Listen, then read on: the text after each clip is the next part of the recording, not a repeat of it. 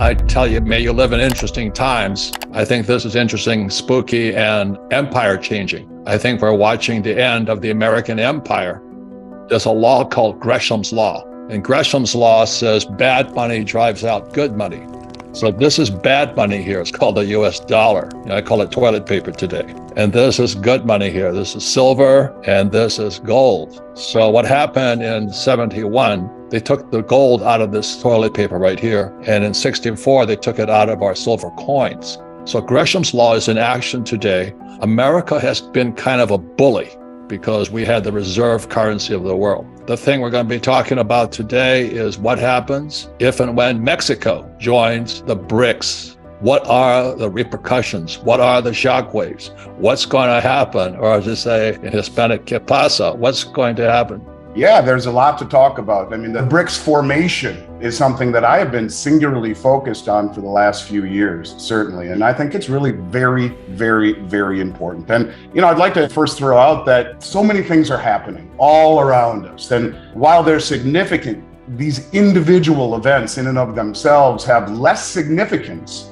than when you put them all together. And the things that are happening inside, the blunders, if you will, that are happening inside the United States only exacerbate the consequences that are happening and the realities that are happening outside the border. In other words, the US blunders, I believe, are inspiring the rest of the world, the international community, to unite in opposition to it and in joint establishment of mutually beneficial platforms of politics and economy and trade and currency and finance and culture and education and international security and all of these things that, as you mentioned, the bullying and the sanctions and the hegemony and the hypocrisy of the West, I believe, is coming to an end. And it is those types of actions by the West that I think has squandered the good graces that we have had for many years of the international community. America has pissed off the rest of the world. We've been the bully with this thing. We're now a credit-based economy. In other words, we print fake money and we spread it throughout the world. But the rest of the world is actually producing the food, the gold, the silver, the machinery, and all this. So finally, the rest of the world said, enough's enough. So I remember years ago, I operated in South Africa a lot. I love South Africa. But they joined the BRICS: Brazil, Russia, India, China, South Africa. That was the original BRICS.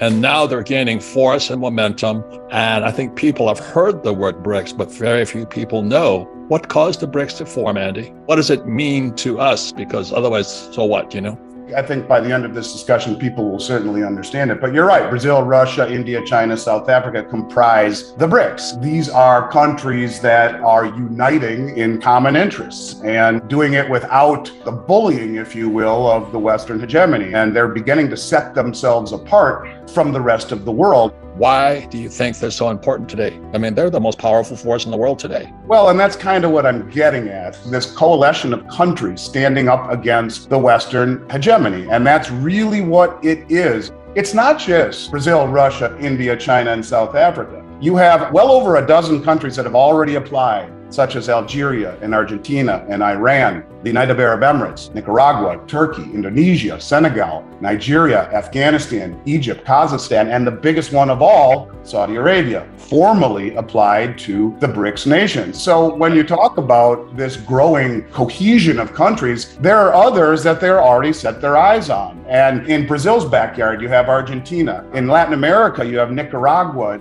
All of these countries and their neighbors that are growing together are forming a massive, very imposing, not only from a GDP, but you put all these countries together and their military might is very, very strong as well. And those are the BRICS plus. Now they're talking about adding more countries, including Costa Rica, El Salvador, Guatemala, Honduras, Panama, Bolivia, Chile, Cuba, Ecuador, Peru, Uruguay, Venezuela, Azerbaijan, Mongolia, Kazakhstan, Turkmenistan, Uzbekistan, Pakistan, Sri Lanka, and Vietnam. The list goes on and on and on. What that means is right now they're dealing in this. 1944, this became the reserve currency of the world right after World War II at the Bretton Woods, New Hampshire. Like I said, this is toilet paper today because this is now fake money. So the rest of the world is saying enough of you sending us your toilet paper. You take our materials, you take our production, you take this, and you send us this trash here. So that's what Andy is talking about is so crucial. The average person can't see it. So now can you go into the Belt and Road Project Equally as important to being forced to take the dollar is if you are on the wrong side on the Western ideology, then you get sanctioned, you get kicked out of SWIFT. And the weaponizing of the dollar, I think, is what has accelerated the union of all of these countries. There is a big cycle we're going to talk about, that only if you study it over hundreds of years can you actually see the nature of the cycle. And we're in a big cycle.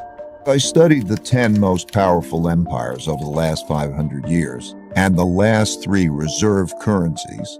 It took me through the rise and decline of the Dutch Empire and the guilder, the British Empire and the pound, the rise and early decline in the United States Empire and the dollar, and the decline and rise of the Chinese Empire and its currencies, as well as the rise and decline of the Spanish, German, French, Indian, Japanese, Russian, and Ottoman empires, along with their significant conflicts, as measured in this chart. To understand China's patterns better, I also studied the rise and fall of Chinese dynasties and their monies back to the year 600.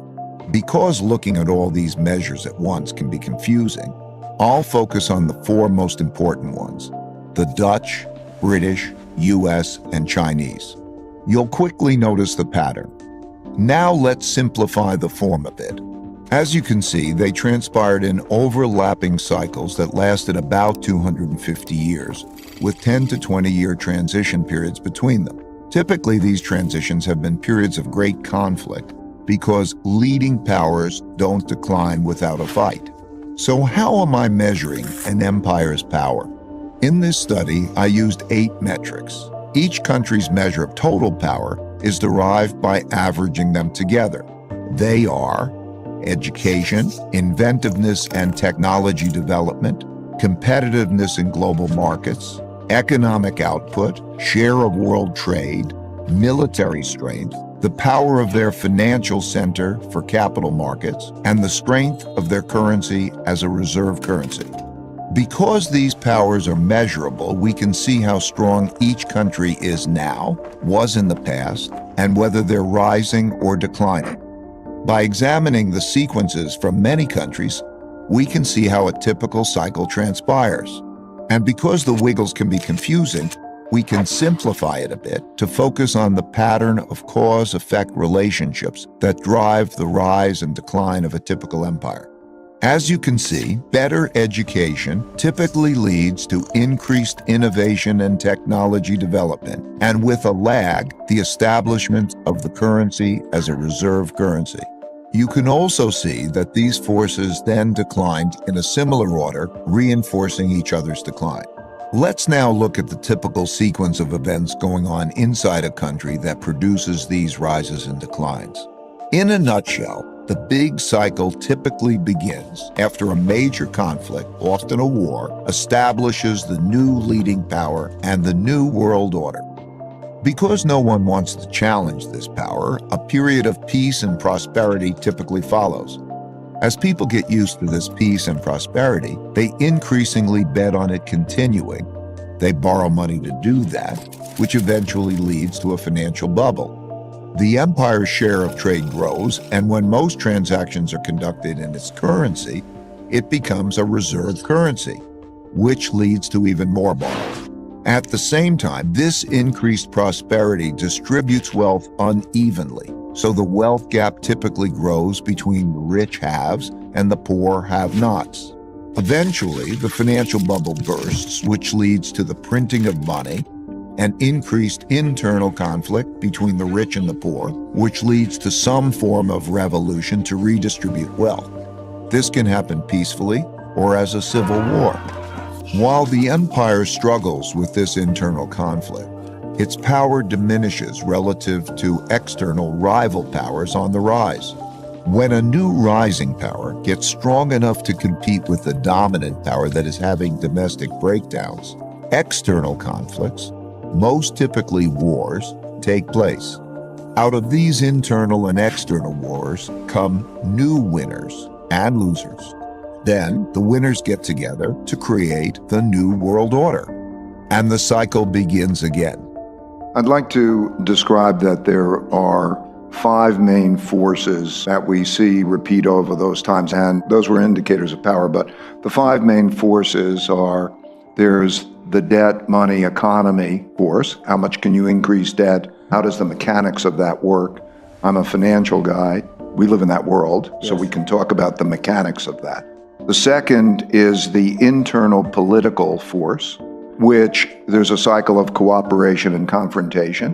When there's large wealth and values gaps, we see much greater populism and extremism, in which each side says, fight for me, and the idea of compromising doesn't, and working well together becomes a problem politically, and we see that becomes worse and worse. So that force with the debt force is happening.